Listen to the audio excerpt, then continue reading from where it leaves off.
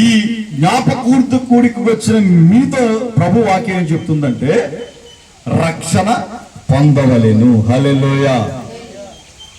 ఆయన రానంతసేపే అవకాశం.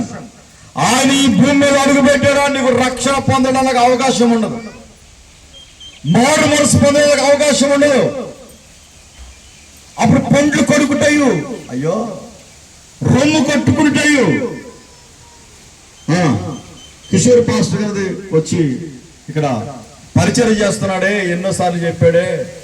ఆ రాజశేఖర్ పాస్టర్ గారు వచ్చి అరిసరిసి చెప్పాడే, అయ్యో నేను ప్రభుని నమ్ముకోలేదే, రక్షణ పొందలేదని. అప్పుడు ఎంత ఏడ్చినా దొల్లినా ప్రయోజనం ఏమి ఉండదు. అందుకని సమయము కొంచెమే ఉంది గనక మీరంతటా అందరూ మారు మనస్సు పొందవలెను.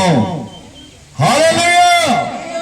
అందుకని దేవుని వాక్యం చెప్తుందంటే కొలస్సీ రాసిన పత్రిక 3వ అధ్యాయము 1వ వచనంలో ఇందా చదువుకున్నాం కదా మనం.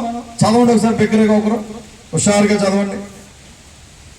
మీరు క్రీస్తుతో కూడా లేపబడిన వారైతే పైన వాటిని వెతుకుడి, అక్కడ క్రీస్తు దేవుని కుడి పార్శ్వన కూర్చుని ఉన్నాడు.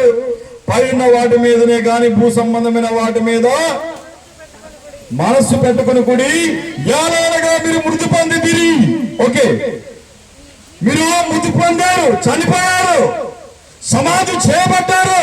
అయితే చదవమ్మా, మీ జీవము క్రీస్తుతో కూడా దేవుని యందు దాచబడి ఉన్నది. అర్థమైంది మీకు? నా మాట అర్థమైన వాళ్ళందరూ దేవుని స్తోత్రం చెప్పండి.